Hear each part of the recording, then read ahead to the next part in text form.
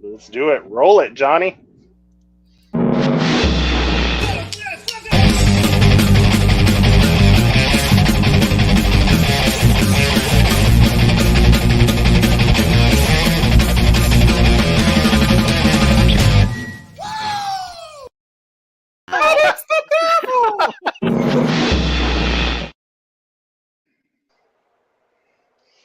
This is the devil. All right. Party people in the place to be. This is a brand new episode of Pink Distortion, our music show.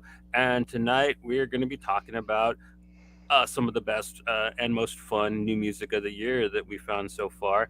And I got to say, man, I think we got a pretty eclectic variety of really rad stuff tonight. I'm really happy with everybody's picks, and because I'm privy to them all. And yeah, I can't wait to get into this. But before we dive any further, why don't we let our guest introduce himself and kind of plug his socials? Bluebeard, it's your time. Yeah, hi everyone. So Punk Rock Dad Vinyls on socials, but real name Maxim. So just the old punk rockers. Recently started to write also for a webzine called The Bad Crew. It's a French webzine. So trying to get more involved in the music, or just the passion of the music. So try to find new ways to discover new bands, or just write reviews. Have fun with it. Right Nice. on. Mm-hmm. And I think you've already written a few articles, if I'm not mistaken. Yeah. Two yet, and the next one should be only about the show. We're gonna be a concert of Le Tigre, so probably a review of that show. And there's one of the album I'll be speaking about. I might do a review, but the time has been kind of missing. Just that it's a passion, but it's on your own time. So sometimes just to find the time to do it and correctly do it, not to rush it. So yeah, for sure. Yeah. So albums, our favorite albums to date. So we're pretty much at the halfway mark of the year. We'll probably bring a few albums will probably come back up that we've talked about in the past, which is kind of normal. Yep. But we'll be touching on a lot of newer stuff that we probably haven't brought up on the show that got released in the first half of this year. So yeah. So I know this wasn't planned, but like I thought before we get into like the best of, does anybody have any worst of? I have one. I know Joey knows what it's going to be, but do you guys have any worst of 2023 so far? I don't know, man. I try to forget them rapidly normally. I mean, maybe half of the things Fulci recommends to me. No, I'm just kidding. No, I don't know. I don't really have any worse stuff. I don't. No, I'm trying to see. Sam I Am came back with a new album. Honestly, they should have not come back. This album really is not good, but yeah, that will be one. And just not total crap, but just I don't see the fun in the band anymore. I don't know if you know AJJ, that was Andrew Jackson Jihad previously. Honestly, the last album, I count the number of songs that I like a bit, and we're not even half of the song that I like. So I don't know. The band is quite different from the time of People Reckoning and those songs that were really good at the start of the band when they accepted to be called Andrew Jackson Jihad, and now they changed to AJJ. That will be the two deceptions until now, I believe, this year. But I think AJJ, from what I've understood, I'm not a huge fan or anything, but I hear a lot of people talk about them, and every time they put out a new album, people are like, I don't really like it. And then, like, maybe a few years go by, and they're like, yeah, it's a lot better than I thought after they re-listened to it later on. So maybe that's kind of one of those type of things. Yeah. But I remember it was it Knife Man, the name of the album? 2011. This one was really good with the song Backpack that I really like. But yeah, after that, I've been downhill since then. Yeah, I love Knife Man. The Michael Jordan of drunk driving. Like, yeah. It just starts out so strong, and then like the Gift of the Magi, and like For me, No, first, no. I had to go with Fallout Boys. We didn't start the fire cover. Oh, Hmm. that's been yeah. Everyone's been ripping on that. It's low hanging fruit, but it has to be addressed, man. Like, Yeah. if you're gonna do that song, put the events in order. Like, you can't just throw Mhm. shit from the '80s and the '90s and the 2000s in one sentence together. It makes no Yeah. sense. Like, Yeah. Yeah. Yeah. For sure. A lot of people have. That's one of the huge critiques of it was, like you said, the chronological order of the song, the way they sing it and stuff. Yeah. Be honest, did not listen to that. Yeah. So, Well, the original is really good to start with. So yeah, you know, if you're gonna take a classic like that and redo it, you better bring your A game because you know, yeah. yeah, Oh well, it's Fallout Boy. I'm not a big fan anyway, so yeah. you know, Yeah. Oh well, what are you gonna do? They're doing it just for the money, I guess. uh, they might like it, but Yeah. so. Shows. There's been like several good ones, and I know Max kind of sent a yeah, couple that he wanted to talk about. I was wondering if you might want to run through those really fast before we yeah, get to yeah. the albums. Quickly, but actually, pretty much the show that I liked. I'm gonna pull out the conversation. I'm sorry. Lost some of the documents. Yeah, the start of the year, and it's been a year probably like in the last 10, 15 years, did not went that much to see show. It was once or twice a year, and probably that just at the start of this year, I've seen more than in the last decade. So Mm, it was a lot of fun to go see more music, live music, and arrive early and see the also the first band in the lineup. So and to discover new band, like probably one of the show that I was there with Joe. It's mhm. Drain. Actually, what a show, honestly. Yeah, But it was insane. Like the yeah, energy was great. Every band was fantastic. Every band's performance, like there wasn't a single band that night that no, didn't no, bring it. Yeah. but it's a big party. Yeah, I believe it's what they're trying. If you're straight, you don't know what this band looks like. You straight listen to the music. You think it's gonna be any other hardcore bands. You're gonna see probably pictures that look like 8 Breed or something like that. But then you get to this band, it's really colorful and it's all really linked to California, but a new with a New York style sound. So it's really cool band, and all the other ones that were there, Drug Church, and which band was it when the bar probably I'm almost crushed the waiter the barmaid there. I believe Oh was well, I think that was the opening song for Drain. No. no, it was the just before Drug Church, Oh, but Magnitude. yeah, Magnitude. They were the Magnitude. one. Yeah. Yeah, Yeah. when the first song started, everyone splits the trash, and there's a bar at this venue that are on the side, but normally the trash don't go that far. But everyone pull on the side, and the bar just went on the waitress, and she almost get Yeah. stuck between bar and the wall. Mm. So yeah, this one was a great one. The first one I saw though this year was Pew Pew Pew, a band from Toronto. That was a really small one. It was a show that I saw at Turbo House. Really good one with local band Boys that were opening for them.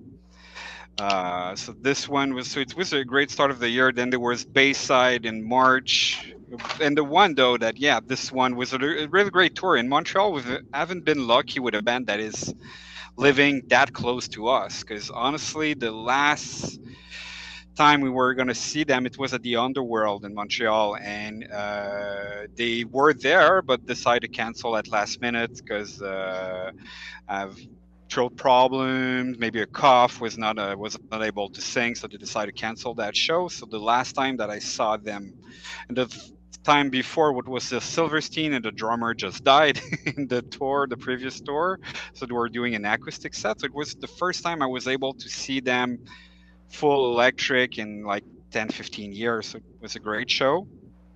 Um, Another one, that one I ate it. So we were talking about flop of this year, but the Black Flag show, honestly, yeah, that was pain. Honestly, we did not stay through all the show. Wow, Uh, you didn't even finish the wow. we That's finished my war, but this. Finished your water, then you left.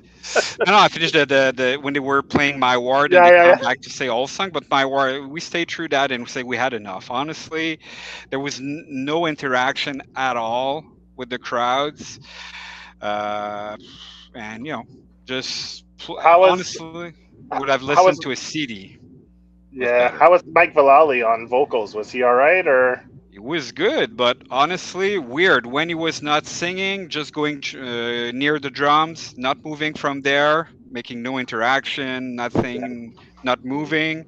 Like he said, okay, it's not my time, so I'm just gonna stick beside the drums, not doing anything. Then he comes to sing.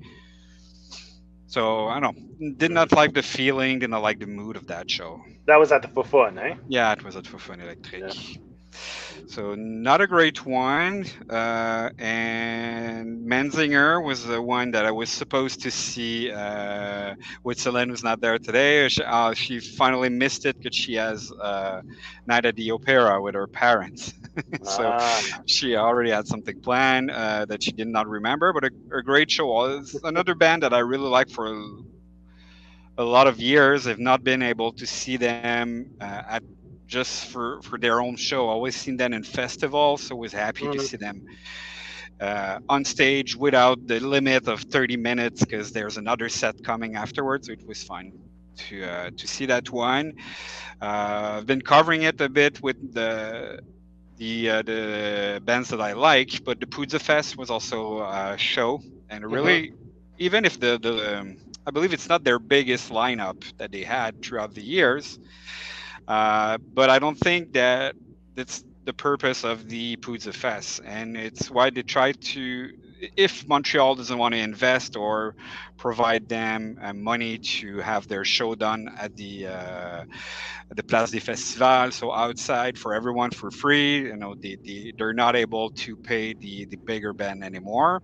But I find it fun because it's you're there to discover band, so it's nonstop throughout 3 days. You can listen to music at really different venue, different mood. So it's a lot of fun if you haven't been.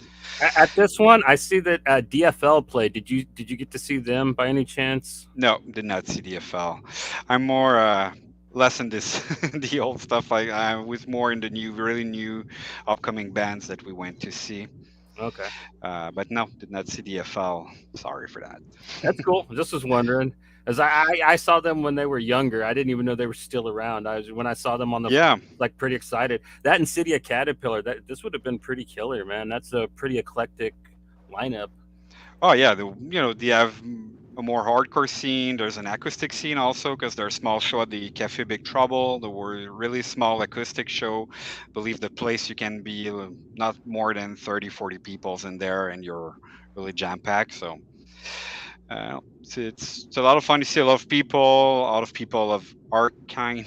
We can say a lot of people are just there to enjoy music, and when you're there a couple of days, you feel that you found your big family, so it's fun. And recently, but just after, I believe it was the next day or just the weekend after we did the last podcast, but Trice for Rice. the artist in the ambulance. It was a great show. I've like I told you the last time, never seen Trice headline. Never. It was always in festival. When they were coming to Montreal, they were always opening for someone. So never got the chance to see them headline. It was a lot of fun. They went through all the artists in the ambulance, and really afterwards they cover all their discography. The only album that I believe they don't touch anymore is Identity Crisis, the first one. I believe for them this album kind of doesn't exist because they've never been doing any song of it, but a fun show. How was Holy Fawn? Holy Vaughn. Before that, did not know about it before seeing them. It was fine, but not my type, to be honest. Yeah, Really atmospheric band. It's a progressive kind of music. Because it starts really slow, and at the end, it's just banging on the drums and loud sounds. So yeah, their album Black Moon is really good. Like I kind of when I'm reading, really cool stuff to kind of put on and just enjoy the soundscape. no, well, we'll try to listen more, but did not took the time this time to. Sometimes I try to listen to the opening bands when I don't know about them, but for this show I was not able to do. First, so discovered it on right when I was there, and it's really not the same mood as Trice. So Yeah, straight up. right, It's a weird opening band. yeah, I'm not I'm not gonna lie. it's really too genre. But maybe it's matched for some people's. I don't remember the last time that Jeff Rosenstock came here. Also, one of the opening band was really weird, but there was some people that were really into it. But sometimes it's friends, it's music that they like that are different from what they're doing. Sometimes it works, sometimes it doesn't. But Yeah. It is an odd pairing to put like a really atmospheric, just like yeah, landscape band up with a post-hardcore straight up band. yeah. But there was only two band, no other local opener. It was only those two band. It was a quick show, honestly. Yeah. That's what Off was like. It was just Off with one other band when I went to in May. I Uh, went and saw Off at the Cafe Campus, and I bought but the poster. Yeah, but they so that, probably had hard. Oh wow, it's cool. yeah, They have probably a hard time to find bands at the end because they've been pushing back three yeah, times this show. yeah. Because of the drummer was hospitalized, so all their November dates they postponed. So it was supposed to be in November, the fall of 2022, and it got pushed back to spring. So merch was like depleted. There wasn't much merch. Like t-shirts, you had just odd sizes left. So like, but they had the show poster, which is what I love. I wish more bands actually printed out their tour posters and sold them, and every band member signed it too. So that's a nice little touch Oh, that they added to it. Yeah, and a good show. I mean, Keith Morris, like you said, you went and saw Black Flag, and you're like, he's getting old, so he's not jumping around the stage like back when he was in his 20s. But the rest of the band made up for it, So it was a decent show, and Zulu already had commitments because they released their new album that like right around that time. I think it came out at the end of March, so they started touring for their new album, so they couldn't join Off. So they got a band from Texas to come and join them, a young quartet of girls from Texas called Die Spitz, and they put on a really good show. They were down on the floor in the crowd singing and interacting right on the floor with people, and they really put on a great show for an opening band. It's too bad there wasn't more people there to see the opening band because they really did put on a fantastic opening for Off. So it was pretty fun. I got to see Keith Morris. I'd never seen him before, so at least I could check that off my list. yeah. Yeah, and like you said, the best show I saw so far this year was definitely the Drain show, and I had seen Drug Church. You did too. That's the first time we met was at the Bronx Chats Drug Church and Scowl show, and I was able to see Drug Church at a venue with a barrier, and seeing them at a show without a barrier, not the same energy. No, Like not they at were all. they were great. They were great at the Corona Theater, but without that barrier and stuff, just the energy that they gave off, like you could see the bands just are into it a lot more, and it just they just get into it. It's a lot easier for them to get into it, feel the energy of the crowd, and you saw the difference for Drug Church. Like they were great at Corona, but they were excellent, even better at this last one with Drain. It was fantastic. Did Drain come out with the beach balls and all that? Like, Yeah, Yep. yeah. okay, cool. Oh yeah, they had their Uh, whole crew, their whole posse on the top, and you saw them. They're starting like just before you saw them coming. They must have had a dozen different beach inflatable beach toys, Yeah. and then they threw them down maybe a minute or two before the show started, and then bam, they come out with that Their They do big, Yeah, that every show. some That's cool. some fan yeah, have brought it though also because they were saying on their social that you can bring your own. So I yeah, believe some of the fan also brought some yeah. inflatable They had the balls. around your waist there, the inflatables that you Yeah, put around your waist. A few people had those. Yeah, it was pretty funny. yeah. People dress up.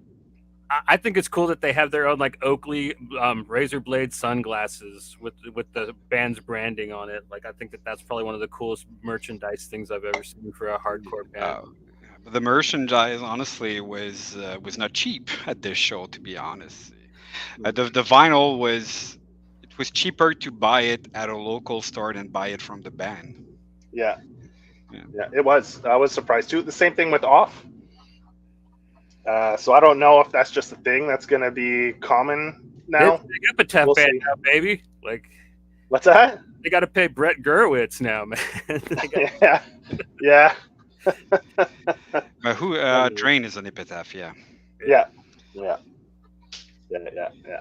Yeah, but Then again, a lot of their merch is rare because like they have like swimming trunks and like beach towels and all kinds of random shit like with their marketing on it. And like I don't think that stuff's just like typical like get your stuff printed on it merchandise. Yeah. But I mean, just the vinyls, like, you know, it was either the same price or like you said, like when I went and saw Off, they were selling their vinyls for $40, and at 40 the bucks. record shop near my place, they're selling it for 35. Yeah, even with the Right? tax, they are mostly the same price. So That's Yeah. too much for an Off album. I mean, I like the band, but $35 for a record is. No, 40. I know, but like even just the 35 at your record store is too much in my opinion. Yeah, but with the exchange rate and stuff, that's what almost all vinyl goes for here. Like yeah, we need between to get 30 and used to it, 40. honestly. Yeah. Yeah. Yeah. So anyway, that's I remember getting them for $5, man. Like yeah, well, those days are long gone. Oh yeah, long gone. And now when there's a special edition, it can be 80. But a special edition from Radiohead was like $69, I believe. Yeah. So yeah, Yeah. they're not cheap anymore. But, we're using too much plastic, so you need to charge us for it. Mm. Yeah. Well, I think that sums up the shows. oh no, Max had one more, I right? had one I had- more. Which one? The Viagra Boys, right? Yeah, very good Oh. boys. Through. First time seeing them. Honestly, I liked it a lot, but I found it that after let's say a complete show of them, I was tired of the sound maybe of it, or but I don't know if the story was real. We almost did not got a show because they were stuck Customs? at the customs pretty much like 6-7 hours because they were sure that they had drugs on him, and he was making a joke that he was happy to have them get fully naked and for a thorough search on him, and he was okay with that, but finally did not happen. Yeah, it was a great one. It just I know that this band is good. I like it, but I have a hard time going back to it. If someone put it on, I will listen to an album. I will like it, but it's a band that I don't tend to just go listen to the album after. I'm right there with you, man. Like I dig them, but like yeah, I am not like super like down with them. You know what I mean? Like I can listen to them, but like I'm not the biggest Viagra Boy fans myself either. But I was happy to see them. They gave a great show. It was fun to see.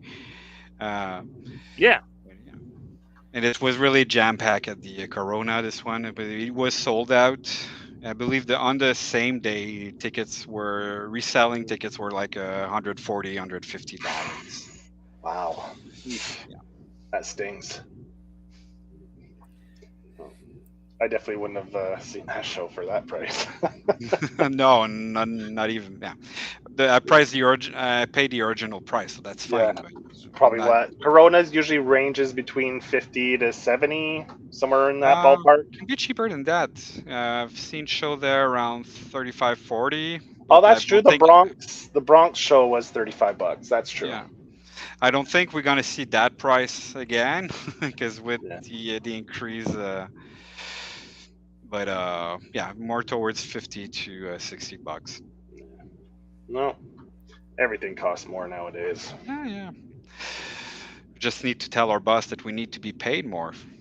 Yeah, well, that's a whole nother conversation. Yeah. Yeah.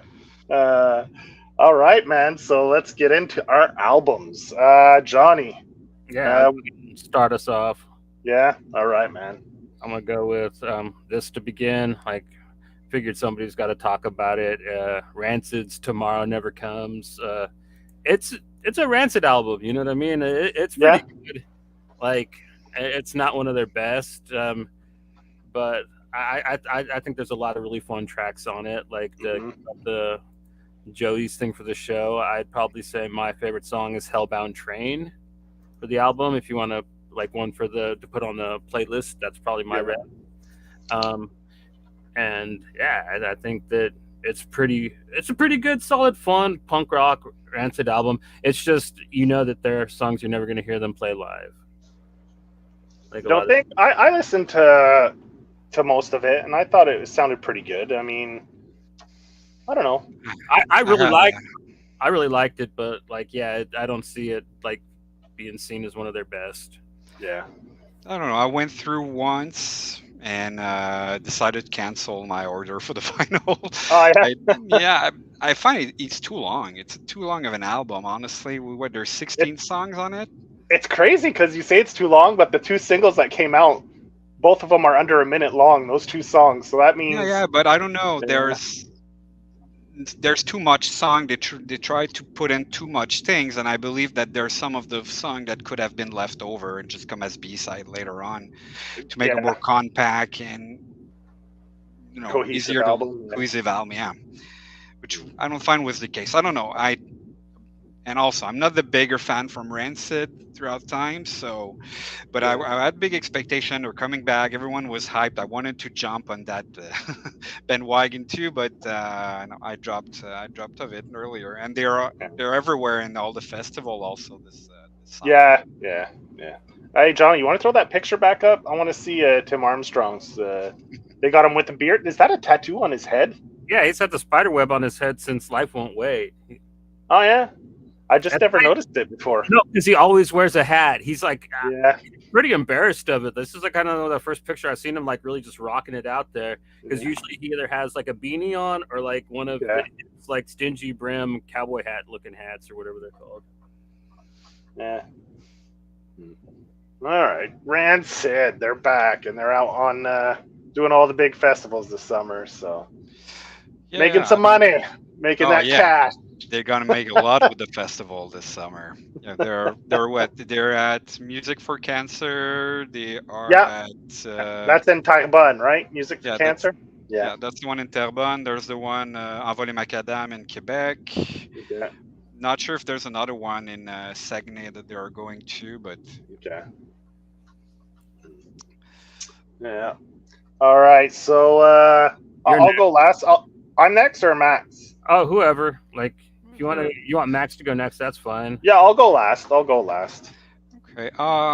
I'll go through with one that we'll go easy and we'll get out of the way. We just talk about it. We talk about Drain, so we'll go with Drain. And honestly, I'm not a hardcore fan, but I've been an hardcore fan, but I've not been for a lot of years now, and I'm getting back in it. And it's one of the band that has brought me back more towards the hardcore.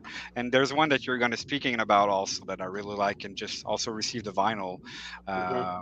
So the Boggin album that you'll be talking later on. Yeah. And I feel that there's kind of I don't know if it's a new wave of hardcore, but I feel that there are some things I'm not too much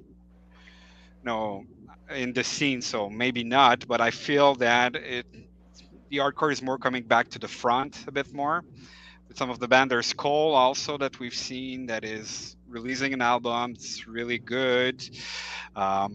So Drain was a great surprise this year. I feel like it's kind of a band that you look at the album, you buy it, it's sure you're not expecting to get this kind of music, but it's the whole feel of this band that I like. It's the imagery that they're doing, like the merch you were speaking earlier, and the song are great. The composition of the album with the intermission that is kind of a mix of Hmm. hip hop song that is merging to more rock hardcore song. So it's an album that I did really like. At first, I heard, believe the first single is FTS that I heard, but when I was really grabbed is their cover of Good Good Things. That honestly, if you like Descendants, it's a really really good cover, and it's just give you, you feel like you want to listen to more Descendants, but if Descendants was heavier like this, also good. And yeah, I would say that in the song also, if you need FTS, probably one that I really like. And what did I note also? Somewhat, yeah. Anyway, with Title, I feel like the band that I like in the old year was the Madball, the New York style of it, the straight face Madball, a bit of Hatebreed, and I feel that they bring this, but with more joy in it. I feel like, I don't feel like I'm in Hatebreed that I want to destroy everything. Yeah. But I still gonna destroy everything, but having fun doing it. yeah, exactly. I see when I talk to Johnny and Fred and stuff, I'm like, it's like party music for hardcore kids. Yeah. Yeah. You know, that's the way I describe it, kind of like, you know, they bring more, like you say, fun than, like with the inflatables and everything. The whole image they've created and the following, it's pretty cool. That they masterfully did that. Like their Yeah. whole marketing and everything. Like you can't say anything about that. Like they've got it down. Their whole marketing and how they sell their show and Yeah, yeah. because never heard of them for the first album. Honestly, it never crossed my radar anywhere. Mhm. But this one, it showed up everywhere as a recommendation when the single were coming in, and I don't know, they did a really good job on this. See, I know the first album. I only listened to the new album today, like the whole album, because The I new, ordered it on vinyl and it still hasn't come in yet. So I uh, haven't. yeah, Yeah. I got it. I received it actually last week when I ordered it from a local shop here. They Hmm. received it last week. Yeah, Yeah. it's been So a long mine. time before coming in. Yeah, mine probably came in now at the vinyl shop then near me. Yeah. But I listened to the first album quite a bit, so I was just going to see the show just based off of their first album, which I really liked. Yeah, but it's two great record. But since I discovered also the first record at the same time, so Mhm. for me it's two discover at the same time, Yeah. two album to listen to. Yeah. So what do you got for me, Johnny? I'll do my picks that I sent you to start, and then Okay. I'll go with Which the one do you physical want? stuff. Which one do you want to go with, dog? Just any of them, man. Just throw it up there. All right. Oh yeah, here we go. Better Lovers. This Fresh, is fresh. Yeah, this is. Originally, I picked the single, but this morning or early or around lunchtime, they announced that surprise announcement that they're dropping their EP, their first album. So this is the combination of three bands, I believe. You got the singer from Dillinger Escape Plan. You also have three members from. Let's see, I have it here. From the guitarist from Fit for an Autopsy and three ex-members of Every Time I Die. So it's kind of like I guess they call it what they call Supergroup? super groups. Yeah, like super groups. And they're actually coming to Montreal on July 24th at the Olympia. So I'm debating whether I'll buy tickets to go see that right now. I'm not sure. They are But headlining, or they are. They're yeah, it's a headlining show for them. Yeah. And okay. Yeah, and like this is Fulci dropped this, so this is like in honor of Fulci. I picked this one. He dropped the single on us in the chats a while back. We all listened to it, and we all kind of really enjoyed it. So it was kind of interesting that lunchtime. Sorry, at lunchtime, opened up my phone to see that they dropped their EP, and I was like, "Oh shit, perfect timing! We're doing the show tonight." Yeah. So you can go pre-order their album. They already have a ton of merch already all figured out. They got like 4 or 5 different T-shirts. I think they have 3 or 4 different colored vinyls that you can pre-order. So yeah, and it's their albums are live on all streaming services, so you can go listen to the 4-song EP anywhere on any digital platform. So yeah, that's the cover of the EP. So Better Lovers, man. Is that What's the that? album God Made Me an Animal? Yeah, that's the title of the album. God Made Me an Animal. Yeah, Is the whole album like really Dillinger-y? Yeah, pretty much. Yeah, Because yeah, like yeah. that's what I really dug about it. It's like it feels that Dillinger sized hole that you really need. And like if you really like that mathy type stuff, like it's really Yeah, the hitting. guitars. Yeah, there's some parts where you get that kind of. You can hear it really very clearly in the guitars, like you're saying. Yeah, It really brings it all, and like it's like good old Dillinger. Like I like their kind of like slower balladier stuff. I mean like I don't even know if you could even call like their later stuff that. It just was a lot more thought out and progressive, you know, like whereas this it's more spontaneous and erratic, like the older stuff just with the nah, nah, nah, nah, all over the place. It's really and good. I think from the pre-orders, Fulci was telling me I think it's in October the release for the actual album. The vinyls should be out in October, so if you pre-order it now, they should be sending it out. Should you never know with vinyls now with the always delays and stuff, but they're targeting October release. So yeah. And I remember reading just a quick thing when I was looking it up. The singer, like he wasn't. He just thought he was done with this type of music, the screaming, and he was like, didn't think he was ever going to make any more music like that after Dillinger. He was like, he pretty much done. And then he started like talking with these guys and stuff. They sent him some. I guess they had already all the songs were already made, composed, and they sent it to him. And be like, listen, if you can figure something out. And as he was listening to it, he's like, man, it lit the fire back up in me. And he's like, and since then they've just been a passion, and they seem to get along from what I've read in the interviews and stuff. And these guys really seem to be, zoning in and really feeding off each other. So that's why I'm kind of like, man, when people find chemistry, usually that makes a pretty good live show. So yeah, I'm one of my friends was a huge Dillinger Escape Plan fan. Like it was one of his favorite bands. So I'm like, yo, they're coming to Montreal. It's kind of like the new project from the singer and some other guys, So anyway, we'll see. We'll see if I can convince him to go. But yeah. When was Dillinger's last album? Was it 10 years ago, roughly? The Killer. I think it was close to 10 years ago, or 8, maybe 8. Yeah. The only thing I really know about Dillinger Escape Plan is pretty much the album with Patton, with Mike Patton, because this one was In between singers, yeah. Honestly, I believe it influenced for what I've heard of them, because I've not been listening a lot to their albums, but I think it had a great influence of them, of working with Mike Patton. Mm-hmm. Probably leaves a good idea for future working with that type of person that is touching to everything, that is so much project and so. Because I would say the singer for Dillinger is Mike Patton-esque, because he will do like the kind of really operatic, clean vocals from time to time. Not as much as Mike Patton, but like he is known to do it.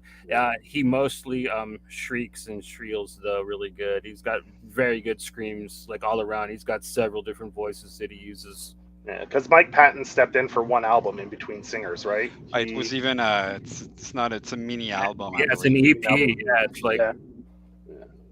Yeah, and the last album came out in 2013. So anyone who's a Dillinger fan, that's 10 years of then all of a sudden this hits, and you're like, ooh, it's kind of a flashback, a nice little So that's out there, people. If you're interested, you go find it. Right, Johnny, back to you, my man. Oh, here we go. Yeah, I like this kid. I think he's funny. I mean, there's not too much to what he does, but I think that what there is of it, I think that it's a lot of fun. I think I like just how stripped down it is with just beeps and bloops and big booms in the background and him screaming. Like, I think that that's what really kind of creates the neat soundscape. And in a way, he kind of reminds me a lot of Death Grips, but like if you really just Mm, stripped the shit out of him and mhm. like reduced it just down to like even more bare element. That's kind of what he's got going on. Of course, his lyrics aren't as intellectual as theirs are, but I think that's part of his charm and his fun too, because he's kind of just a snotty little punk kid. I mean, he fits the archetype perfect. Yeah. So that's why I kind of like that he's spearheading this whole type of, I think they call it trap metal, Mm, style of SoundCloud rap, where it's yeah. them they're flowing, but like he's screaming while he's doing it, and there's just a lot of energy to it, and um, he just says what comes to his mind, and a lot of it's pretty obscene. So it kind of Mhm. reminds me of a lot of old school punk rock because like Yeah. he says some offensive shit. Yeah. Yeah. I really enjoyed this. When I put it on, I had no clue what it was, so I was going through the albums. And I was like, oh shit, he picked some like hip hop type stuff, and I was listening to it, and I was like, damn, like Death Grips is a good comparison. I find like it gives off similar vibes. Or there's a few songs, and it made me think of Tyler the Creator when he gets more wild and less. Yeah, Some of like when he gets more like crazy with some of his songs, it kind of has that little bit of that vibe.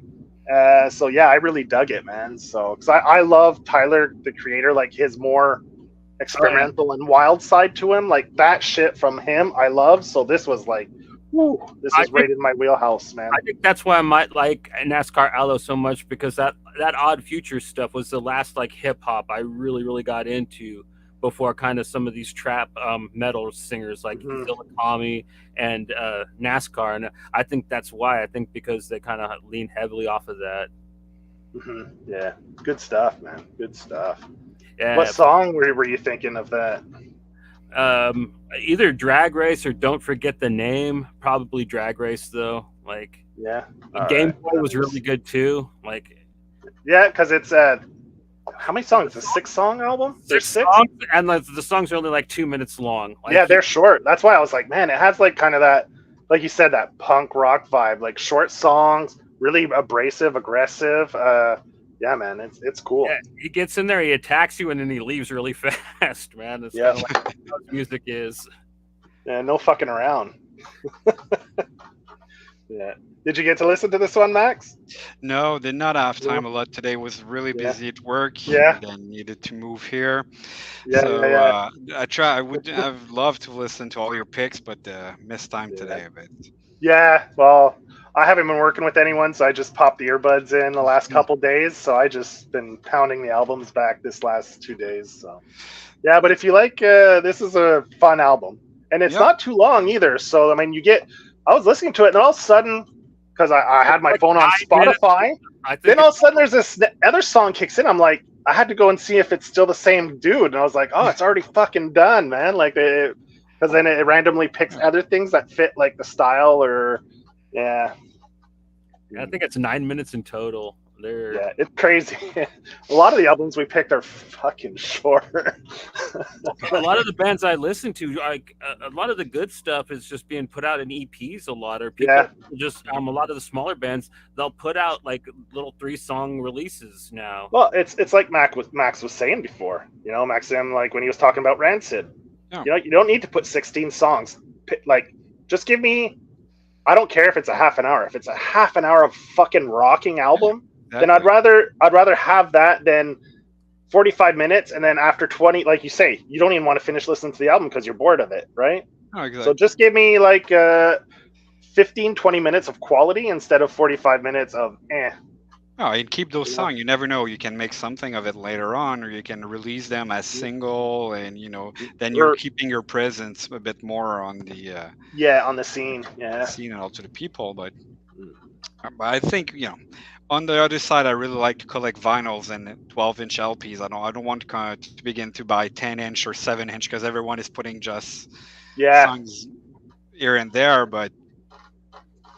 Yeah, yeah, for But sure. you need to find a balance between Baby Boats. Yeah, because they're one that I was not sure I will ever buy, but I really enjoyed this album. It was Joyce Manor, but it's a 16 or 18 minutes album.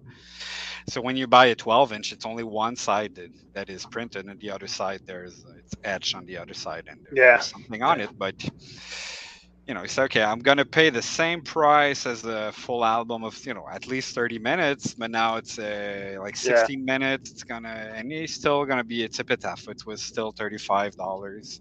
Hmm. All right, Mad Max, it's your pick My now. time. I'll go with Civic. Civic, Taken by yeah. Force. It's a band I discovered, and it was proposed, and I like it when it happens. I believe this one, just reading throughout some news sites, and sometimes I decide to pick bands here and there and listen to it. Or Hmm. I really love punk news for it because sometimes it's just okay, new band, new single, so you not don't have all the time to listen to a new complete album. So, the first time I heard Civic, it was single that I heard of them, but really enjoyed the album and finally decided to also purchase the vinyl. So, another really cool band that's coming up from Australia. There's a big scene, but now what's they're exporting is really good. The Chats, Amel and the Sniffer, Dune Rats, Hmm. Civic, and all the I know there's old bands coming from there. I'm not too familiar. Is it Living End is one. They've Lemonhead? been around. Yeah, they're. Is Frenzel Bostock from Romb. there? Friends of Rome, yeah.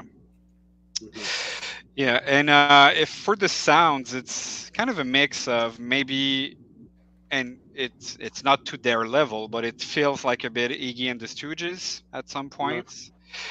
We can get the feel, even if I was saying Buzzcock, but in some of the song you can feel that. I believe it's "Born in the Heat" that sound a bit like Buzzcock.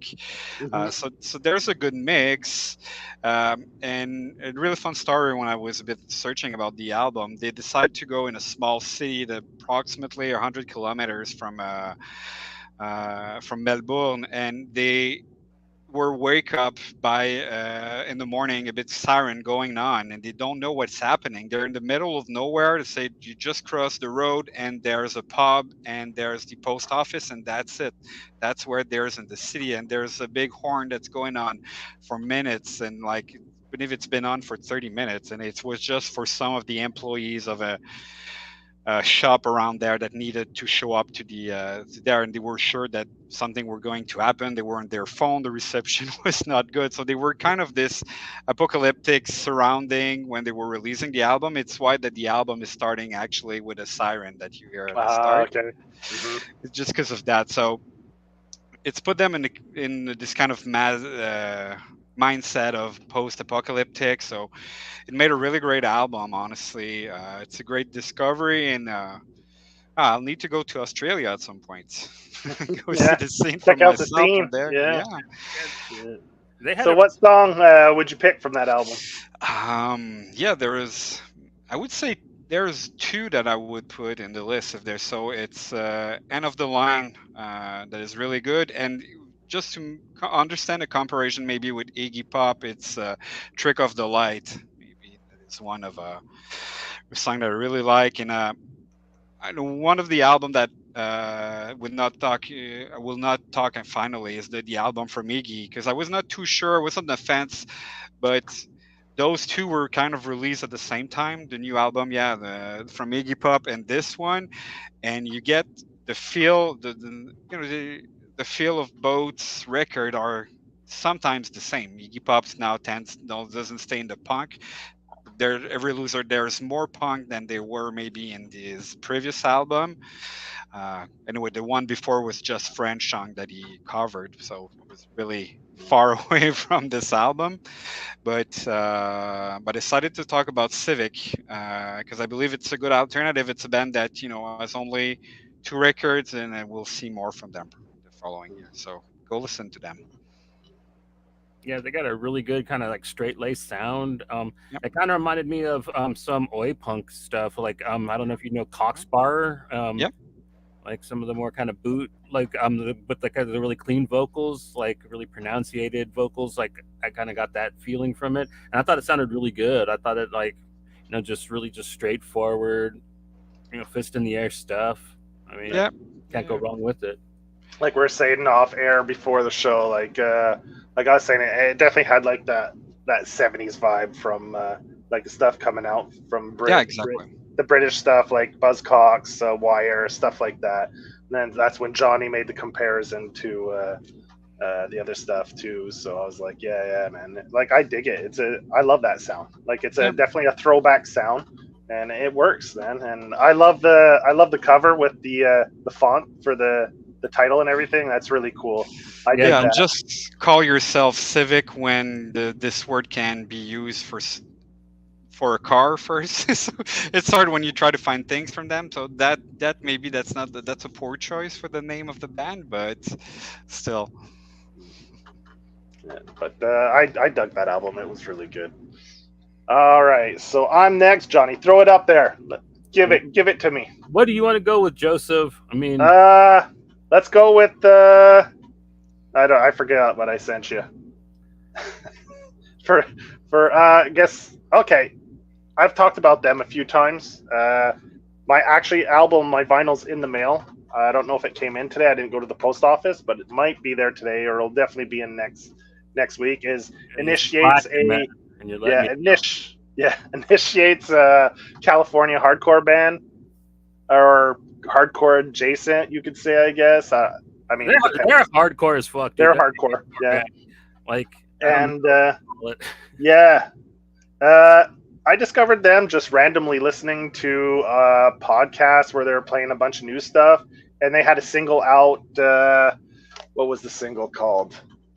The first single off the album was... Wait, let me get that up here. Initiate. Because the album it's been... Alone at the Bottom was the first single that I heard from it, and I was like, fuck, that's pretty good. And then the album was released on streaming, and I pretty much dug it. And I got their previous album, Lavender, and Lavender I like even more than this album. And I think Lavender is a bit shorter. I think it might be like a 6-song EP or a 7-song EP. So I really dug them. The girl belts it out. Like, she's just this little skinny thing, and she can scream like crazy. Like, it's really good. I think she's a Hispanic Asian, and she dresses like pretty straight laced. So you look at her, you'd never think that this girl belts out these vocals like that. So it's pretty misleading, you know.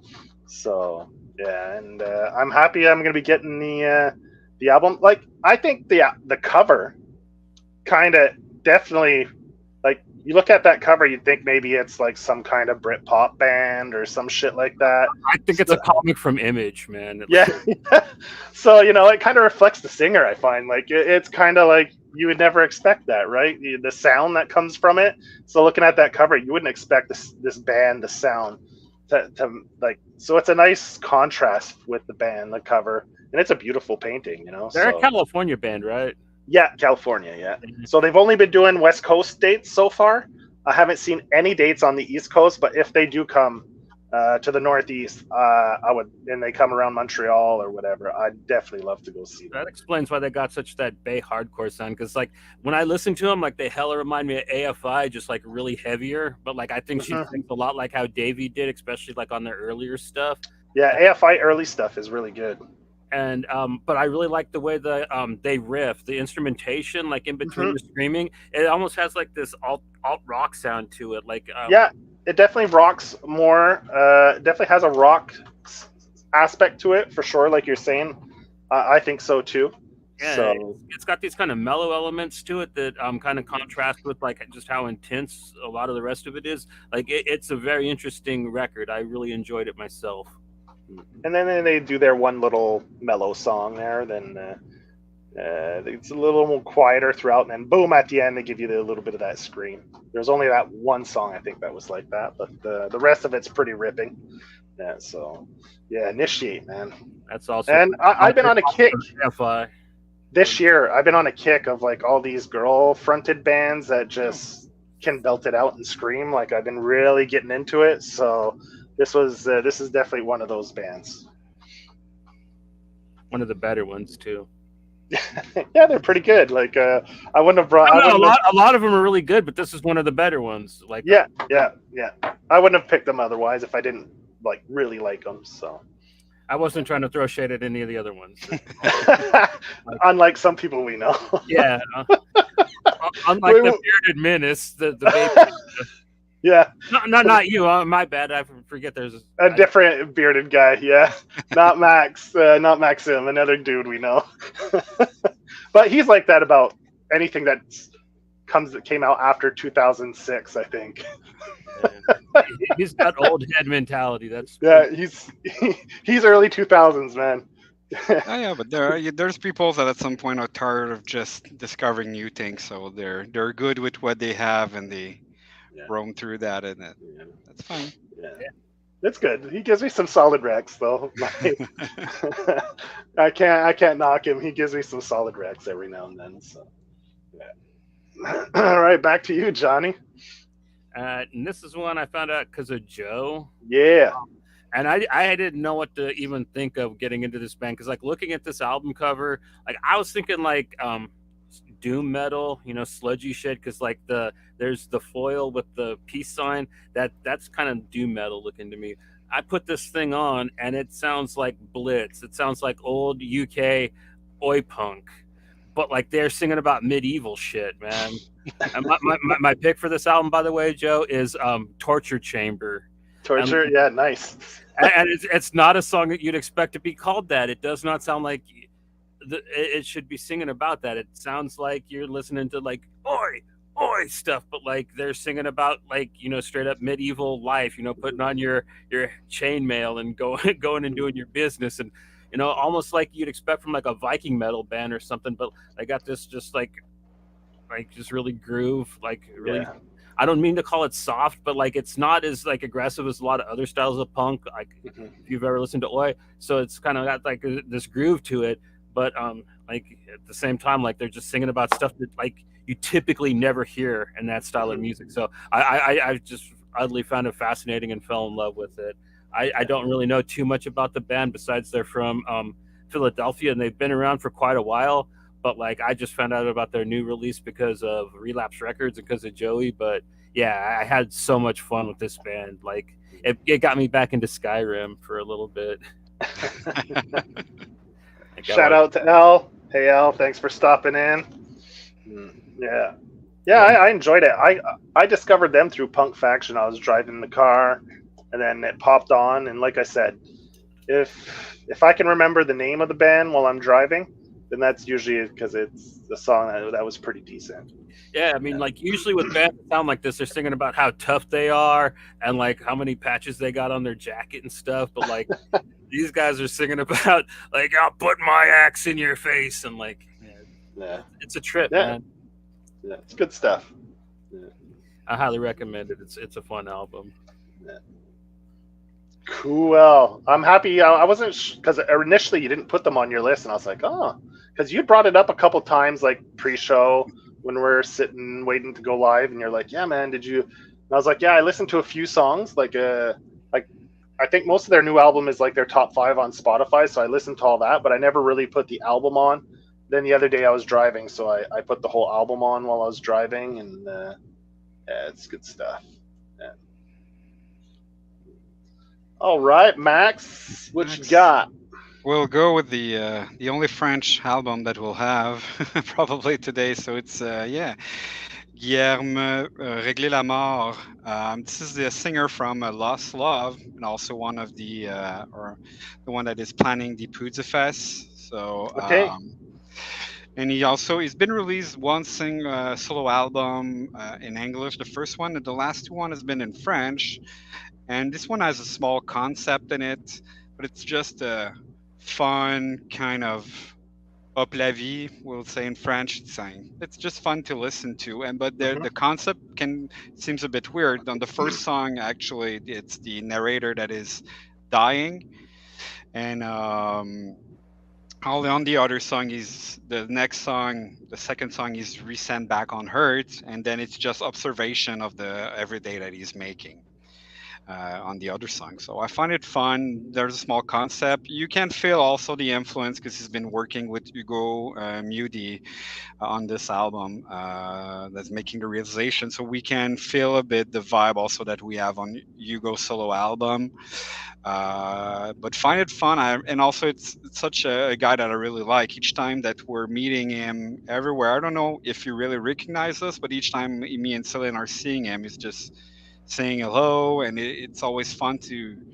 When we saw actually one of the show, not sure which, with Bucky Harris, who was there, we actually learned that the band from the Poudza Fest that were there just band they wanted actually to release the old schedule.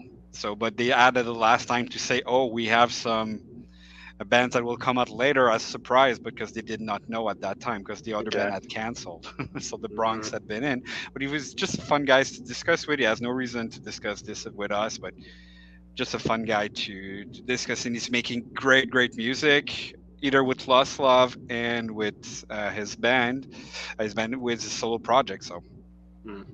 If you're digging French music, go for it. What's one of the songs you'd recommend off the album? We'll go with probably, honestly, Le Surf. Le Surf. Okay. Qui est probablement that's when the first single that he did, so we'll go with that one. But honestly, I love to listen like the 2-3 first song just to fill out when you really listening to the lyrics. Okay, you understand, okay, the first song someone is dying, the second song is coming back on Earth, and there's this concept that is unfolding. So I find it cool. Cool. All right, so back to me, Johnny. I guess we could go with seeing as how I'll do all my girl-fronted bands then. We'll do them all in a row. So we'll do No Man. This I had no clue who they were. I saw something kind of like Max was saying. I saw something on Instagram, a post where they were kind of advertising a single, and you get a little they put a little sound bite, and I was like, oh, I kind of like this. This. So I went and found them on Spotify, gave it a listen, and I really dug it. And this band is another one of those old school bands that's comprised of a few people. Let's see. Here we go. It's members of DC. I believe they're a DC band, Majority Rule, from the mid 90s to the mid 2000s and like 2005. Anyway, and they had a girl that sang backup, Mahashami, I think is her name, and they had her come and sing backup vocals on a few of their songs and stuff. And after they broke up, they stayed in touch and stuff, and then they had a reunion tour, and they had her come back, and they started just doing stuff and hit it off, and they decided to make albums. And No Man really it rips. It's another one of those just screaming and just really belting it out, and really fun stuff. They have Poison Darts is a single that's put out now. It just came out this month, or in June, mid-June. Poison Darts came out. It's to promote the album that's coming out in early 2024, coming out by, I think Iodine is going to be releasing that, or they're involved in the release of it. I believe it's probably their third album. Their first album was self-release, and this one, they put out another single that was on a compilation. Do you have the pick there, Johnny, for the compilation? That's Jeremy Bones' compilation that he put out with a bunch of different bands, and they put a song out there that I don't know if they'll put it as another song on the album that comes out, but that's another song you can find from them. That just came out in the month of June as well, and that song was called "You Can't Kill Us All," I think. So that's their other single that I heard just recently, and they both rip, man. Like, it's not unlike Initiate. It's pretty aggressive. It's pretty hard. She sings hard. Sounds great, and definitely go check it out, man. I really dug it. I don't. Yeah, and Poison Dart's pretty good. Like, that's the song I'll pick for. And their other albums are good too, so go check out the other stuff. They have more than Poison Dart? Like, because that's the only one I listened to. Yeah, they have like 2 other albums. Okay. Yeah. I think they're on tour in Europe right now or something like that, if I'm not mistaken. I'm not sure, but yeah.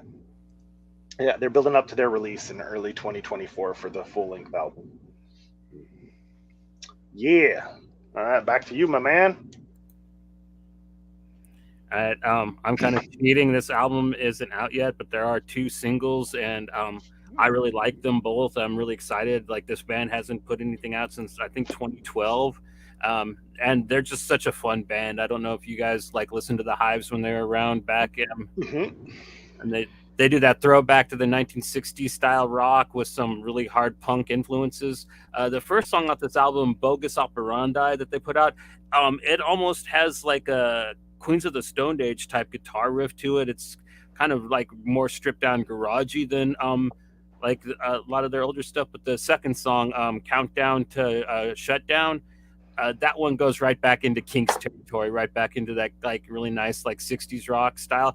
But like they're putting their all into it. Like I was really impressed because of how kind of old they are and how long it's been since they put anything out. Like a lot of times when bands come back and do it, it's pretty half-assed, but like they're putting like all of it in. Like there's some really kind of fun like backing vocals, especially in Bogus Operandi, that are kind of smart assy, but like I don't know.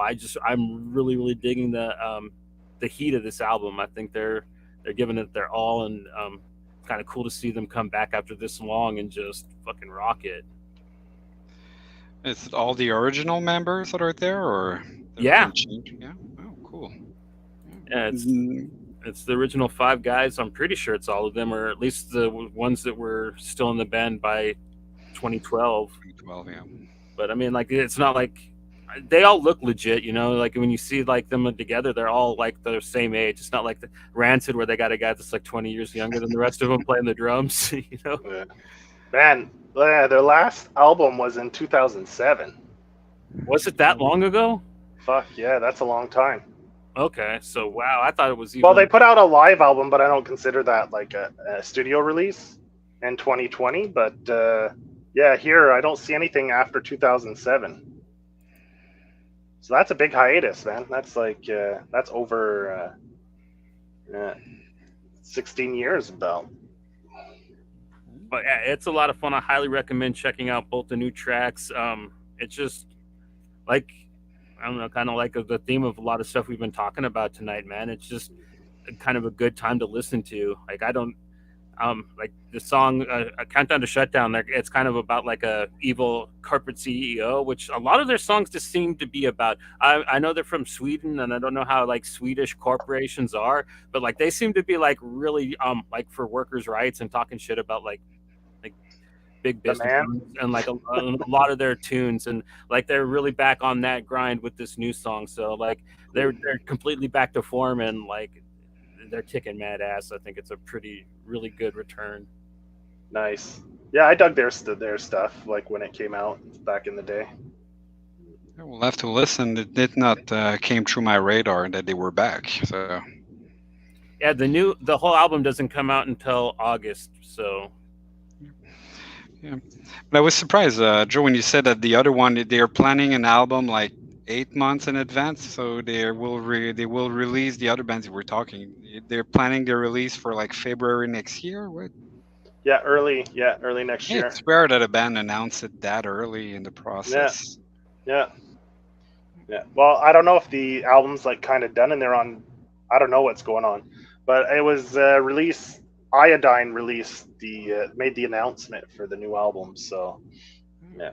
And when I went and checked, it said they're supposed to be releasing their album early 2024. So I don't know if it's going to be like right at like in January or not or what. But It's always fun when you're the 1st of January and someone decided just okay, here's a new album to start the year. I believe Yeah. that Jeff Rosenstock did I- that with didn't you Post. have a band like that, Joe? yeah, I have one that got released on January 1st, which is one of the. I like it, but it's one of the reasons why I have it on my list.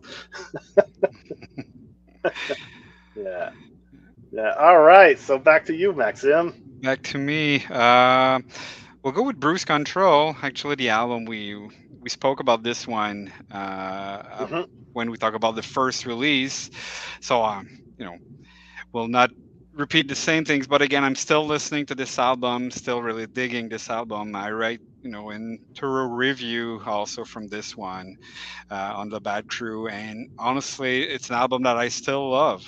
After listening to it again and again, like Sinan said the last time, yeah, there's some of the song like Taxman that came so much earlier than we got tired of it when the album came out, but after stopping to listen to it a bit, and when you come back, you say, no, that's a good one. That's a good song, um, and they're really responsive when I write anything. And that was fun that the band wrote back to me after the review and The review. actually thanks me and everything. And I would say it's in French. I never thought they would read that. Probably they put it in a translator. I don't know, something like that. But it was fun. And I know they told me they are touring actually. They have some show in the UK. I believe they're going to Australia. But when they finish this, they will try to plan something from United States and Canada. So hope we'll be able to see them here before they go back to release the second one. I know from band from Europe, so it can be difficult, and I know that they don't have maybe the back as much backing as would like. They are in TNS Records, small DIY records. They help bands to pull out records, but it's not. They need a bigger machine or at least a push to help them come tour here in the United States. We'll see if they will be here, but for sure, if they ever do a show around Montreal, we'll be there. And so now, since I've been discussing with them a bit, probably be able to see them and interview them at this show. That'd be cool. Yeah, that would be fun actually. So, and now we can. I don't know. The last time was probably Taxman. So with the Dead on Arrival probably would be another great song to put on there. Nice. All right, so I'm back up. We'll keep with the theme, man. Put up Buggin'. Yeah, Buggin'. Concrete Cowboys. Fuck, this is Fred's one who dropped this recommendation in our chats with Fulci and stuff, and yeah, I was asking for more recommendations on girls, like some rocking girl fronted bands, man, and he dropped this one, and I believe they're from out of Chicago. I think they're based out of Chicago, and man, I listened to this album and I was hooked right away. Love this album. I love this band. They're fun. They're hard. Like not too serious. Like you could see, like they're jokey on some of their songs a little bit. Like which one is it? Songs, the one that they she's going to burp pick up at the snacks? end. Yeah, and they burp at the end, and start laughing and shit. Yeah. So they seem like a band that's having a lot of fun, and I love the energy that gives off. Like you could feel it in the music. They just want to go out there, make some fun music, tour, do shows, have fun while just creating stuff. And yeah, I really enjoyed it, and I think people should go check it out. Yeah, and another again when you see the singer, I believe she's 5'2", 5'3", she's really not that tall. Also, yeah. So, but yeah, it's surprising and how she's singing, and yeah, it's a good one also that I've been. I received actually my copy of the LP last week. And I believe they're on the same label. Another band, I don't know if you know about it, but they're coming out on the same label. Is Skowl, Scowl. Skowl. Okay. Yeah, I have both. I have both their albums. Yeah. Yeah, and there's a new one coming up, and we saw them actually before. The Bronx and Chats. No, with Drug Church. Yeah, they were there, and we saw also. Was it with? They've been touring a lot, so yeah, they've been touring a lot. I see them also it was Santa Rosa when we went to see a show. I'm not sure. Destroy Boys. They were also opening for Destroy Boys, and really, really great. I think they're going back to Santa Rosa with Military Gun and MS Paint. Exactly. Yeah. Military Gun. In October 3rd or 4th, if I'm not mistaken. I can't remember the exact date. There's a band called MS Paint. Yeah. That's awesome. Yeah. And yeah, that's a show I'll be covering also. Nice. This show, the Skowl. So it should be a great one. But actually, I'm gonna probably talk about one of the the other Yeah, band. later on. Yeah, exactly. I don't know the name of the songs. I always listen to this with my earbuds while I'm working, so I'm not looking at. So I don't know the names of the fucking songs to pick a song. But they're all pretty good. What's your favorite one on that on the next? Do you know Um, or not by heart, to be no? Eh? honest. Yeah, I always listen to it with my earbuds on, so I don't get to look at the album while I'm listening. But I mean, the whole album's solid. So I'll Yeah, Snack Run is really good. yeah, It's yeah, and the clip is fun also. yeah, yeah. All right, cool. Bug in. All right, Johnny, back to you. Alright, this is another one. Like, there's only two songs out. The album comes out, I think, in August as well. This is an Autumn for Crippled Children. Their new album Closure. They have a song that is released off of it called "Where the Pain Begins" or "Where Pain Begins," and it's probably like their best song ever. They are a atmospheric black metal band with like really heavy shoegaze elements to it. Their songs are just really neat soundscapes, basically with some black metal singing to it. But this one has a really kind of punk rock feel to it. It's got like a lot more pep in its step and a lot more drive than a lot of their stuff has, because most of their stuff's kind of really groovy and kind of just like floaty, and like you're kind of like, I don't know how to put it, but like their album covers like kind of give away what their music sounds like. You're just kind of like floating across this, just nature setting. You know what I mean? Kind of how it sounds. And yeah, Joe. When you posted, because you just put the pictures, right? You didn't write what the bands were underneath, and I just saw the only thing I could read out because I didn't was Closure, and I was trying to find the fucking band, and I couldn't find it. I was like, "The fuck is this?" And then I was like, I decided to click on it and really zoom in. Then you can kind of see it's like a finer, like font that you see the band's name, and I was like, "Ah, shit," So it took me a day before I got fed up just writing Closure and trying to find it, and then I zoomed in on the picture. What the band was, man. I was at work, so I was just going through my Spotify and stuff. So then I put Closure, and that didn't come up. And I was like, "What the fuck?" And then did you get to listen to it, or? Yeah, I listened to it. Yeah. What did I zoomed in. Like you said, it's very atmospheric. It's